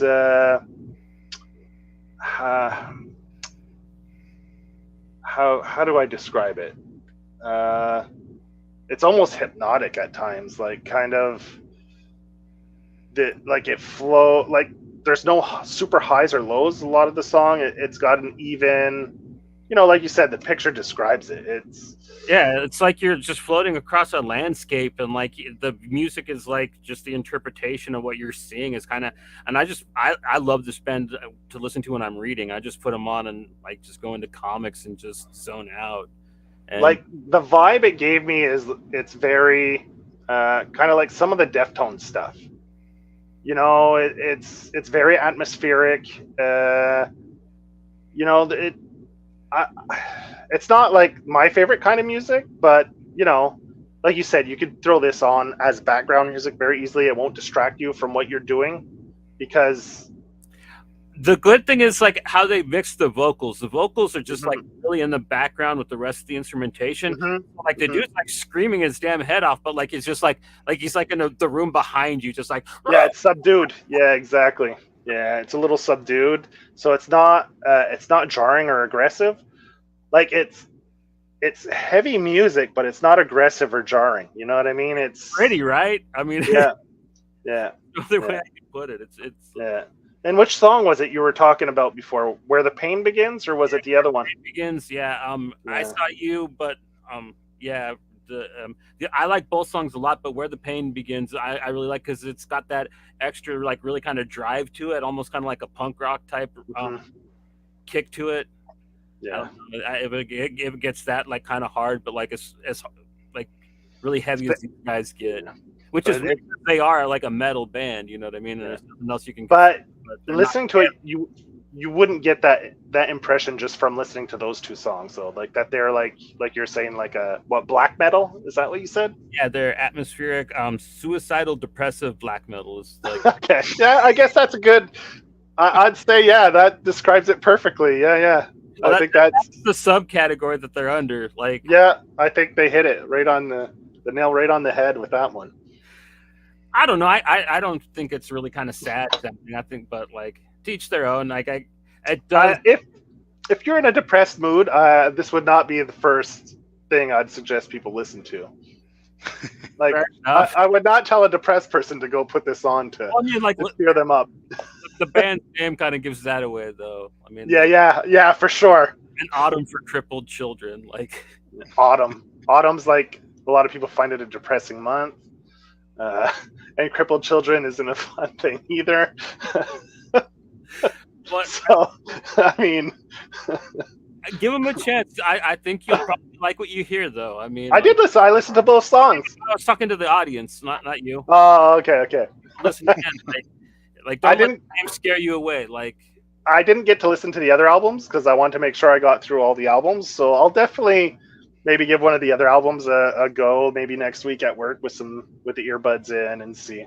they definitely go for different. Like, a lot of their stuff is really kind of lo-fi like that, but like some of it's a lot more intense. Like, depending on like because I think each of their albums are conceptual, but like they're a very secretive band. They're like three dudes from other like really serious black metal bands, and like they just kind of release these albums, and they don't put out lyrics for them or anything. So like I don't know, but I'm pretty sure like they do the conceptual album just because how visceral the music is and just how it all kind of fits the album cover that they put out. Cool. All right, Mad Max, it's your turn again. Me again. We'll go with the Fucked Up album, One Day. My favorite one of yours, yeah. Favorite one. Honestly, a great band that I know their major release. I know they have a lot of the Zodiac series also that they're pulling out. Like last year, they pull out their bigger one was Year of the Horse. It's a 4-part. Normally, it's a kind of an EP. They're all putting out ones on 12-inch, but it's normally kind of the size of a EP when they put their year of. But Year of the Horse was a big one, and this one, the name why One Day, because they decided that each and every member need to write and release their part in one day. So that's the restraint that this band give themselves, and it's not something that they normally. This band will have long session in studios. They're working and reworking their music, but now it's in one day. But it's making a great album, honestly. But it's like if you're going through the lyrics and you're reading that, it's like it's going to be a depressing album. It's going to be hard. But when you're listening to the music, you have kind of I say a prog rock and punk hardcore vibe between. It's a mix between those. Like one of the song that it is, I think I might be weird.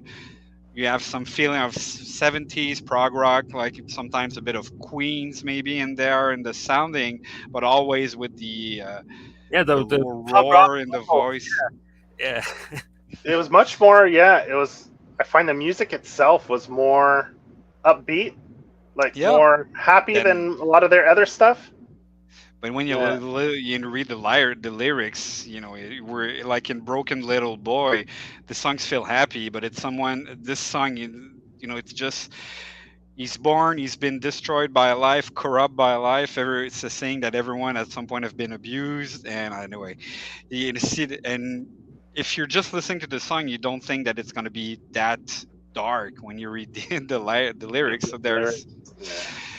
but it's funny, and it was really darker, and I believe the fact that they had less time, it doesn't make that it's not a great album, it doesn't sound good, and that they don't put an effort in the music. All is there. It's still a great album by Fucked Up, or pretty much closer to Dave's Come to Life than maybe of their latest release on this one, but they will always come with surprise. It's a great band that we have. It's a big, small band, I believe. So everyone that knows them knows that they are a great musician. They put great art there in their music, but they don't reach the mainstream. But everyone probably in Canada and the underground know about Fucked Up. It's a really great album also that they put out this year. What song would you recommend off-road? I think I might be. I think I might be weird. Really, I really love this song, so we'll go with that one. Okay.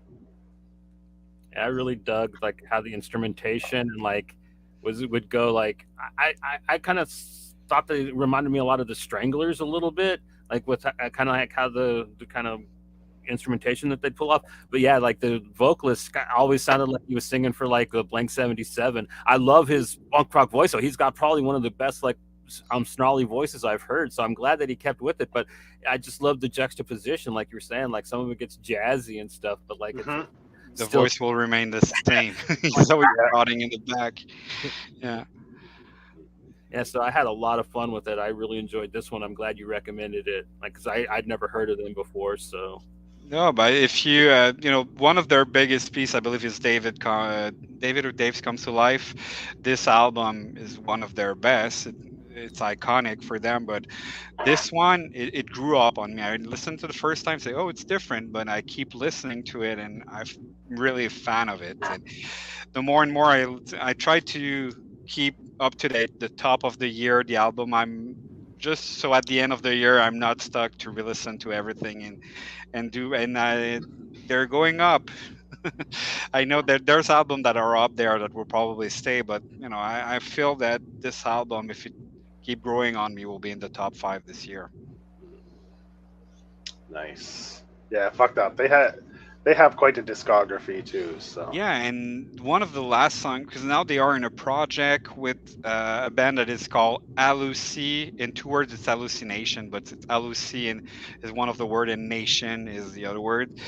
And they did some songs together. And if you can go listen to that, also, I don't know if they, and I know they did their tour with that band. They played at Le Ritz with that band, so they're doing great collaboration. And one of the songs, the title is funny. Just you can go ahead. I'll just find it quickly. It's John Wayne was a Nazi. Oh, But if you can listen to that, it's a really, really great song. It's the collaboration is really funny on this one. cool.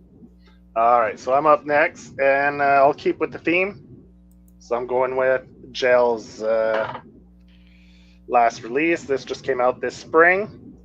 Yeah. it looks like a Crass album.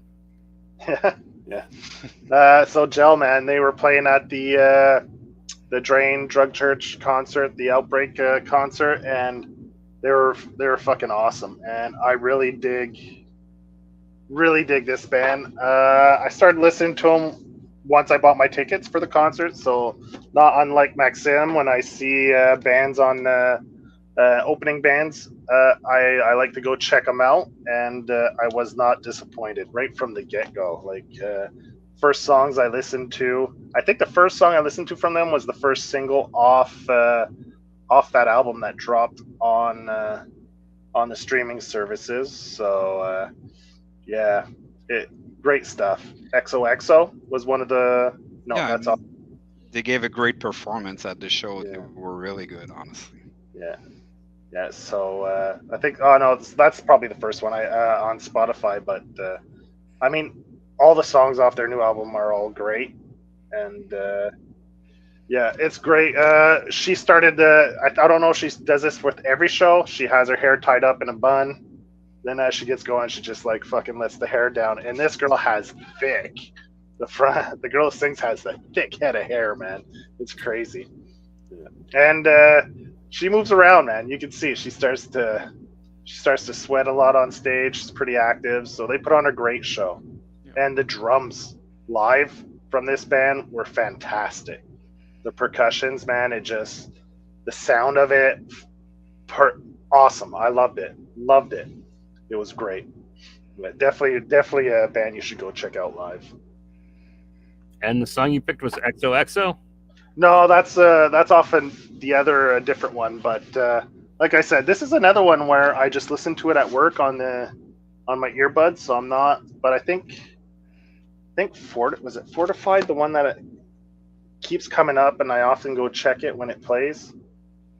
Or Attain Out of Mind. Anyway, they're all good. So I mean, whatever. You can pick any song off the album, but the top rated song here on Spotify is "Honed Blade," so we'll just go with that one. Okay. Yeah, off the new album, because I listen to it on my earbuds. So I don't. That's the real problem about at work listening to shit on my earbuds. I know if I heard the song, I'd tell you that's the song I like. But if you ask me the name of the song, I'll be like, I don't know, man. Yeah, because I can't just go to my phone every 5 minutes and start looking at my phone to see the names of the songs and shit. So sorry about that. Should have a function in there that just telling you the name of the song before it Yeah, it just starts. says it right before. Yeah, that'd be cool, actually. Yeah, yeah, yeah. All right, Johnny, back to you. Dude, I literally just discovered this band. Ah, yeah. This Yeah. is a little 5-song EP from a band that's from Tacoma, Washington, and that's pretty much all I really know about them. They're called Tears of Joy, and they're just really good, straight up hardcore, man. They remind me of like the hardcore I really started listening to. Like, I know they're from Washington, but they got pretty New York sound. They really remind me of like one of my favorite bands, Vision of Disorder. Like, they kind of got that quality to them, but like, I don't know, they're a little more on their game. Like they know all the new tricks. So like they don't just sound like an old band. Like they do have like that kind of throwback sound, but they got such like a really good fresh new sound. Their breakdowns are really intricate. They go really hard into their hard breakdowns. I think they got some of the most interesting ones I've heard, and they're one of the first bands that have really got me excited to hear in a long time, probably since Gold or Gel or like School Drugs, like when I first discovered all those bands like 2 years ago, 3 years ago. So Gel was another one of those like at that time. So yeah, like this was really good. I really like the last two songs on the EP, SAP and Hole in My Head. I'll probably go with Hole in My Head, and that's just really good, solid EP ender. You know what I mean? Yeah, it was good. And like we're talking off air, I just love the Annie interlude. Yeah, where The drum and bass, fucking they just throw a mini rave. Yeah, just like Yeah. straight up drum and bass techno right in the middle, of the album. with the dude like singing over it, man, and it Yeah. just works really good. Like the chorus is "Sweet Dreams" from the Eurythmics, Yeah. kind of screamed, which is really cool. But like the whole song's not that; they just kind of use that as the chorus. Yeah. I think it's a really neat track. So maybe put Annie's interlude as my pick. Yeah, it's a fun album. Like they're like very like the way the first song starts with that old '50s tune. So I Yeah. remember when you sent it to me, it starts off and I was like, oh. First I was like expecting like a hardcore band, right? I was like, oh fuck. Then and they let it play for a while, so you're listening to it and you're like, oh shit, man. Okay, so Johnny sent me some like throwback '50s style rock, and then all of a sudden, because you're waiting for it, and I was waiting for it, and it was never coming. So I was like, oh, maybe it is just like a throwback, to '50s good oldies, Then all of a sudden, boom, then it kicks in, right? So yeah, it had me fooled for a couple seconds there. Yeah, good But stuff. yeah, it's just really good, straight up hardcore. So yeah. All right, Maxim, what's up? What's your next one? The next one will stay in the hardcore. No, maybe not. Military Gun. Life Under the Gun. Just a release that came out, I believe, 2 weeks ago, June 23rd. They've been there for a long. They've been there for 3 years. Actually, it's a band that started with singer Yang Shelton. I don't know maybe you know his original band. It's Regional Justice Center. Okay. It's an hardcore band. So when he got to the pandemic, there was nothing happening because he's also producing some music videos. So he started doing the song, and the first 2 songs that were released were just him. That he did the voice, all the music on it. And finally, afterward, he decided to have some of the people like Nick Cogan, that is also Drug playing Church. guitar in Drug Church. Yeah, is also in this band. Vince Nguyen, that is is a drummer for Modern Colored. Them I don't know. I tried to listen a bit, not much what I like, but people they decide to have those people come in. I don't know what will happen. Let's say so because Nick Hogan with Drag Church that are going really well. Probably now they've been touring a lot. Probably stop a bit before they release the record and next album. But Military Gun is starting their tour. They will be like we say with what's called um, And one that I really like, honestly. they're getting some radio play, Military Gun too. Yeah, So they had one of their song actually that they made. I believe they made it to a collab with Taco Bell for Taco Bell. I believe that's true. they made their song with Dazzy, and Is it's it a song totally for different. Taco Bell? Yeah, there's a song for one of the commercial of Taco Bell. But not Yeah. she's not on the album. I believe it's Pressure Cooker that the song is named. And yeah, collaboration they done with Daisy, and it's good money. Well, why? But it's not too much. It's not their art or song that they picked. I believe also. I No. don't know if they Well, remixed it.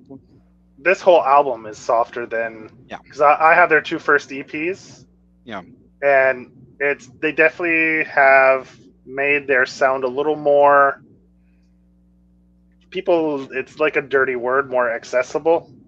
Like a yeah. lot of More people use accessible, it. but I believe it's tend more towards the sound of Drag Church.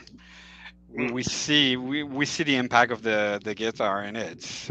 And the newer song, the song that were not in the previous CP, you see a bit more. You say, okay, yeah, there's an affiliation that can be made, and okay, and then when you see that the drummer, the same guitarist is in both band, yeah, that's logic. He's bringing the sound a bit there. Um, so yeah, great album. Was really surprised, and I'm on the fence. I'm gonna write about it. I like it, but I don't know how much I can. Just how to take it to make a good review about it. So I'm probably I try to when I do reviews anyway, more in depth, try to read a bit, see what the band was thinking about it. And in this case, it's a weird project because all those EP were done. Like the first two songs, it was Jan Shelton alone.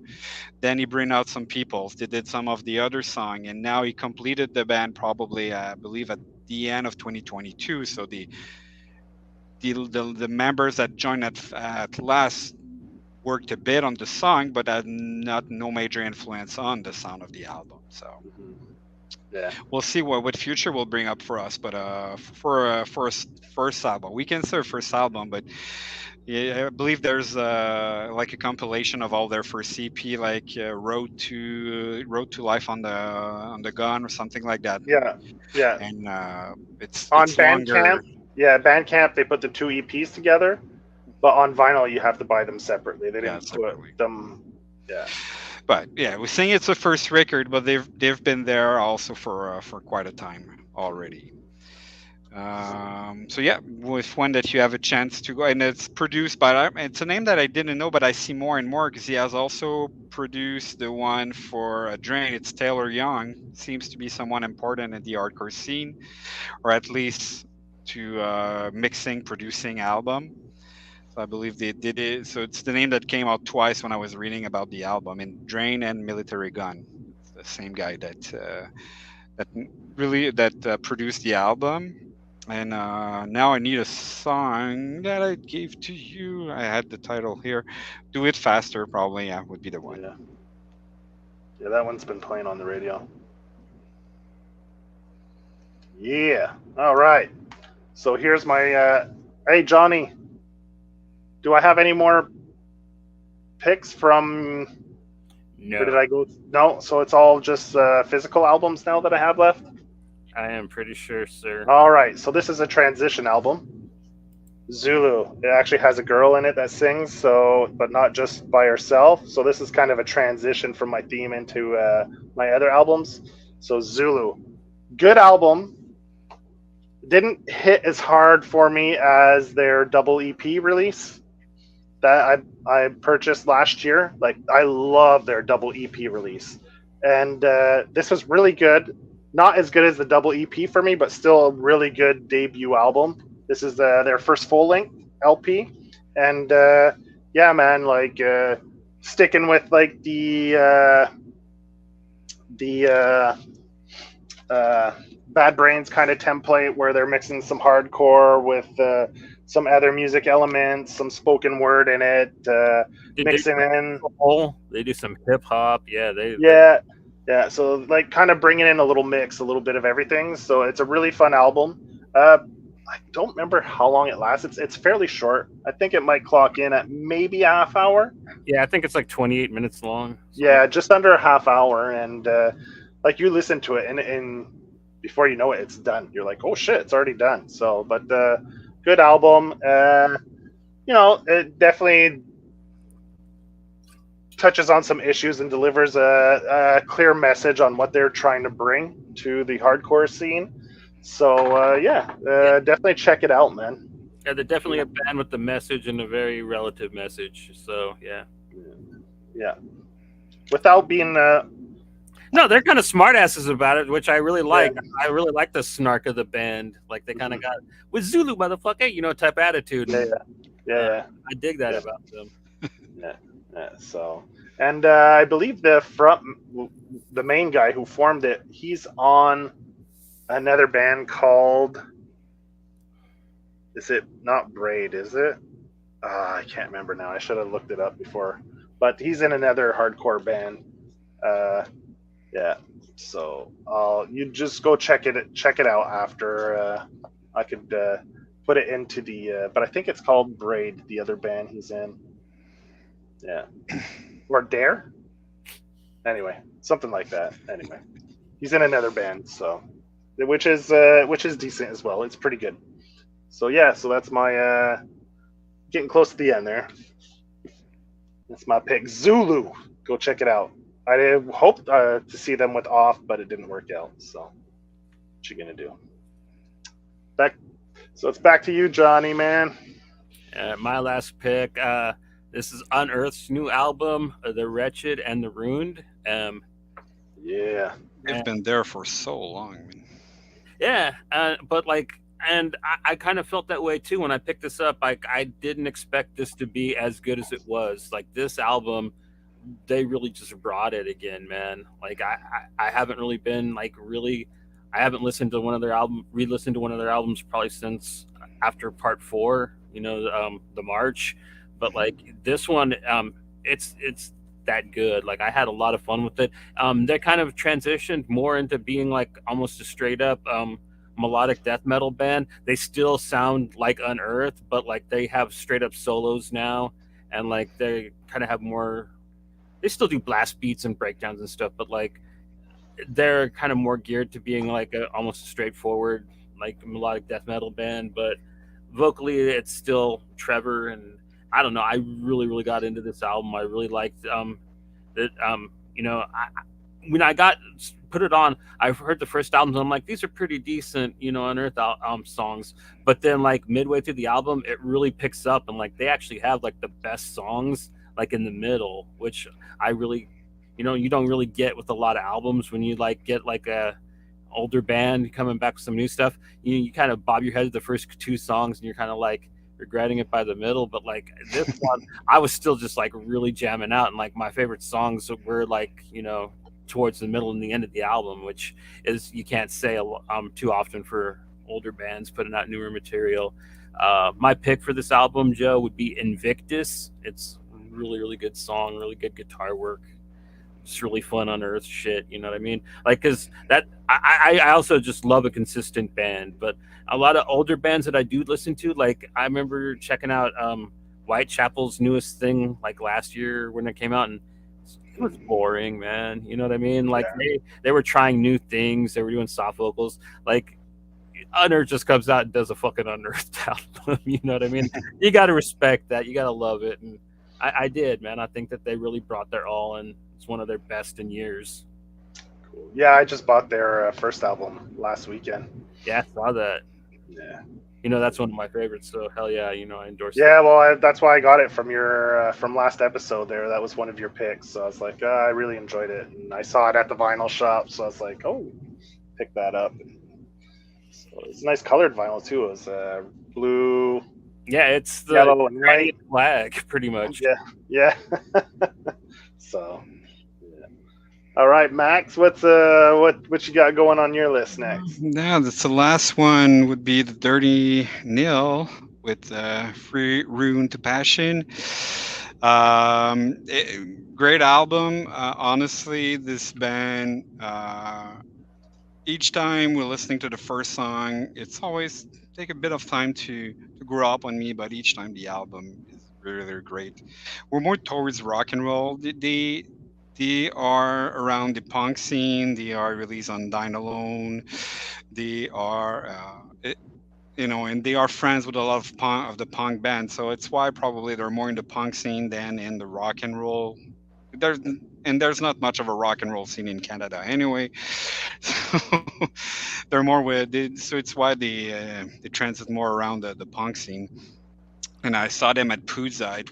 They made an amazing show. The album was not out yet, but since then we've been able to listen to the whole album, and from start to finish, honestly, it's a great one. They lost their bassist between both albums. He decided to start a solo project. I believe also he has kind of a label that released cassettes in Ontario.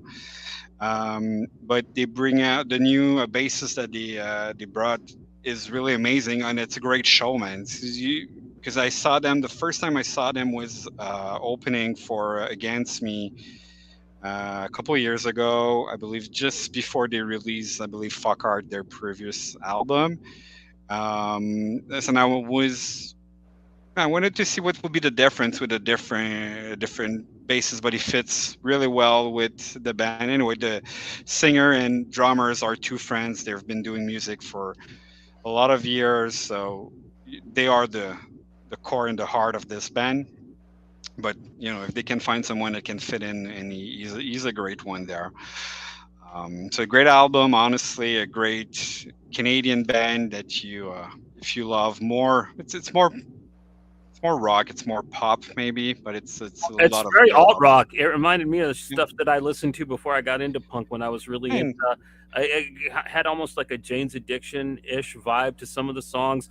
If like Perry Farrell kind of tried to sing like Billy Joe from Green Day, like there was like. I'm not saying that like he really sounds too much like that, but like there was a bit of that sound too. Like yeah, it really kind of really gave me an early '90s sound that I yeah, really enjoyed. that's what I was going to say. They would have fit perfectly in the 90s with that sound. That's for sure. You would have seen them probably in a compilation like Lollapalooza. yeah, or Shiny Tunes 200, I don't know Yeah, Big which Shiny one. Tunes. Big Yeah, Shiny yeah. Tunes. They would probably have fit on there, but I don't know. Maybe they will find. I know they had some traction with the Fuck Heart because of the label, but they decide to flush not the label, but the agents that they had, because actually they wanted them to be actually more on the radio, more in there, but it was not what they wanted to do. They didn't actually for their sound, so they had to make compromise on their sound. They did not want it to do that. And actually the title of the album is about it. It's Free Reign to Passion. So they want to be free of what they have. So they're all the agents that they were having, so now they're a bit more DIY, working with Dine Alone directly for the release of the album, and making what they love, making how they want to make it also. So it's really it's a fun band. So and also if you have the chance to see them live, it's just a party. It's a lot of just pure fun. Everyone's dancing, a bit of it's some of the song, and they try, since they're coming from punk background, just to have circle pits also in there, and people are having fun. Cool. What song would you recommend? I would go with just the classic of it, just the first song, the Celebration one. It's their second single, and it's a great album with sometime riff that can say, okay, now they're with a metal riff just in the middle of like a more catchy rock song. Yeah. All right. So my next one is in honor of Mel and Fulci. Go with the Co-Defendants. This is if you're looking for kind of a summer album. This has got a bit of a variety to it and stuff. So yeah, man, like fun album. It's got some Like you can play beach volleyball to it, like that. maybe not to that point, but it's got some more jamming vibes, like with the bass and stuff like that. And there's some like hip hop vibes, and they got a nice mix, a little bit of everything. And Yeah.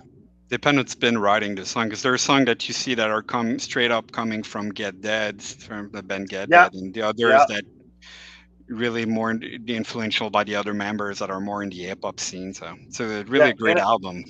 and it's interesting story because uh, how do you pronounce his name again? Chechi, Ches, Oh, the hip not sure. hop guy that Mel's into. Yeah. Anyway, I forget his name, but he was in prison, and Sam King is the vocalist frontman for Get Dead, and he did fundraisers and stuff to help raise money to help him out with. So after that, they hooked up, and that's how they started their collaboration. And then Fat Mike, obviously, because Get Dead is on Fat Records, has a working relationship, and he got involved in all that. And yeah, they created this kind of weird mix of a band, Yeah, and then it's and hard to pinpoint what's the style because it's mixing some style. yeah, complete. They say genre fluid, a cross between hip hop, new wave, flamenco, and the Beatles. They call the genre crime wave, so they're calling it crime wave, whatever. I mean, they're just talking shit, I think, but yeah. So I mean, you could go with the first song off this album, Defcons. What's the other one I saw that I liked was I think was it Prison Camp or Fast Ones. Fast Ones was good. I liked Fast Ones as well. Do you Yeah. get a special variant for your LPs or just a black classic one? Oh, Or if you don't know, you probably have the black one. Because all the other one, it's the same. It's going to be the same yeah, problem black. with Yeah. that new. It's a new lay. Actually, Fat Mike decided to create this kind of another label or subdivision or of Fat Trick because Yeah. it's to the bottle to the ground Okay. that this label is made. But if you go on the website, it's all the same thing as if you were on Fat Red Records. So it's going to be the same thing to get vinyls or special edition vinyls. Here, it's going to be a hell, or you're going to pay a lot of shipping with Fat Red. Yeah, you have to order it through because their pre-orders. They put out the pre-orders pretty early on their label site. Yeah. Yeah. So.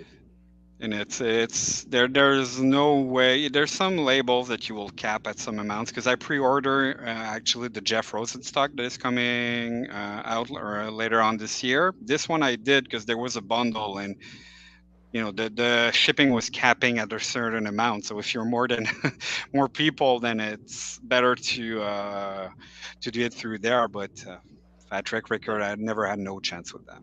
No, I don't. With shipping now, I'm like, yeah, I just hope that there's 3 places I order from because they have good shipping rates, and if they don't get it, then I just keep my fingers crossed that my record shop will get it.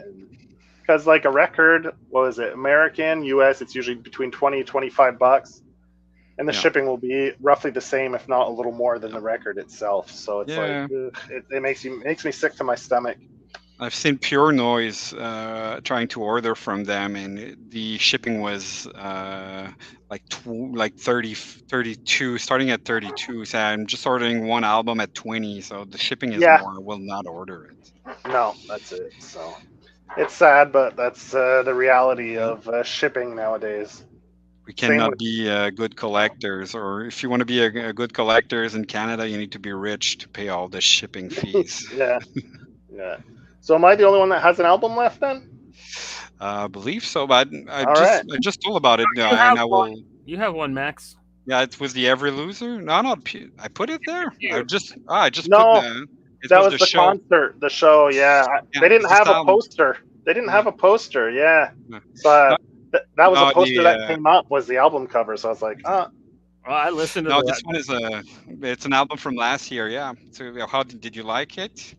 It was fun. I mean, like, it reminded me of like, you remember Snuff from Fat Yep, Records? sure. It was like on that same level of like, I don't know, kind of, what are they also called? The Mr. T experience. They were Hmm. cute. You know what I mean? I had fun with it. Yeah, yeah. It's a band that was high in my list last year. I really love the album, but I can understand that it doesn't bring anything new or anything different, but just pure fun. Yeah.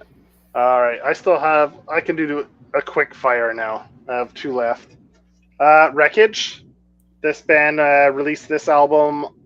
Well, digitally on streaming, it released January 1st, 2023. This is their first full length. Uh, it's kind of a throwback hardcore band a little bit, You can and tell by the album cover, man. That is like yeah, some youthcore looking shit. That just a kid in yeah, a yeah, sweater holding the microphone. Like the only way it could be better is if he was just like screaming into it like he was shitting his pants, like yeah. strength So album cover or something. yeah, I enjoy it because I like this kind of stuff. You know, like No, I mean it's just perfect. I mean, I just love the great. marketing. Looking at it, you knew what Yeah, you were getting. You know, like I think yeah, that was cool that they went the extra yeah, mile. yeah. Yeah, it's no frills, like just a flat printed, not glossy, black vinyl. You know, just straight up like what's the cheapest we can do to get this album out? Uh Sheem Records are the ones that put it out. I'm not really familiar with them. So anyway, I enjoy this album. It was really good. It definitely has a little bit of that throwback hardcore from like the maybe the in the 90s, you know. So check that out. That's their first full length. Uh, and the vinyl just dropped, I think, late spring. I think the vinyl came out. So you can pick that up wherever. And another Triple B band, I think Initiate was one of my Triple B band albums. And Spy put out a new album that just came out recently. I think this is 10 songs, and I think it clocks in at 13 minutes. So, I mean, the songs are, yeah, it's colored Oh, vinyl, nice. yeah, with a little bit of splatter on it. A little Yeah, bit of tea. so yeah, so that I enjoyed their other album, and I gave them this on a couple listens, and it's good stuff. I mean, yeah, if you've listened to their first album and enjoyed it, then you'll definitely look forward to this one as well. And it's another quick listen. I mean, what can you say? Another hardcore band that's pretty good. It brings it. It brings it. And I think that's a store exclusive, but yeah. Well, just the colored vinyl or the record itself. The color, like the colored vinyl, yeah. Okay. Yeah, I'll go check to see Spy. There we go. Just to be sure I'm not wrong, it clocks in at 13 minutes and 24 seconds for 10 songs. So, Have they printed on both sides, or it's just printed on one side? uh, I hope I they li- print it on one side, so honestly, because you have to usually flip it after 6 minutes, and that's just. usually it's just one side, yeah. Oh no, it's got both sides. I hope it's not 6 minutes. I hope they printed the old album back again on the other side. I have a No, couple. there's 5 songs on one side and 5 on the other. But it's a 45, so yeah. A lot of hardcore bands they do the 45, Yeah, yeah. right? So because their songs are short, right? I have a few of them. I believe Drain is a 45, actually. Yeah, sometimes I forget, right? You put it on, it's like, yeah. Sounds like they're fucking drunk or whatever. Yeah. Then I forget to just put it back, and I put a normal album on, and it sounds like the Chipmunks. Yeah. So that's it, man. That's some of the shit we've listened to in the first half of this year. And just one thing I'll plug, and actually I didn't put it because I just thought about album, but I already told his name 2-3 times. But Jeff Rosenstock is coming out with a new album that is L Mode. the first songs, the two first songs that he put out are really, really good. So it's another suggestion. If you, or I don't know, maybe if you know an older project that he made, like Bomb the Music Industry. I believe he was in Bruce Lee band. Also, at some point, he played in that. So an artist that I've been following in his different project, and it seems to be up for a great new album also this year. Nice. So yeah, man. I hope anyone who watches or listens enjoys it. I'll be putting up. I'll work on the playlist on Spotify. I'll try to have that up by Monday, so you could go on Spotify, find the playlist. We'll once I got it done, Johnny will add it into the description. Well, actually, I could write it up after, and we could put it in like tonight. But the playlist won't be done till Monday, so don't go click on it till Monday. Yeah. And Tuesday, we're going to be back with the comic episode. We're going to be talking about some Satomu Nihei. We're going to talk about Wolverine Schnicked and his manga Blam, or his manga Blame, depending on how you want to pronounce those. But yeah. And it's going to be a lot of fun. Really good. Talking about some manga for Blam is a fast read. That's all I got to say. Oh, did you read the first book already? I told you. I did. I read it like on the tablet when I go to bed, and 300 and something pages. I'm already halfway through after just 2 half-hour sittings of reading. I told you there wasn't very much dialogue in it, but like it. And I think I fell asleep 15 minutes into one of those, so I had to reread parts of it. And I'm already halfway through, so there's a lot of action, not a lot of dialogue. So, yeah. Blam. Yeah, that'll be Tuesday. Until then, we'll see you guys later. Take it easy. Yeah. Have a great weekend, everyone. Bye, everyone.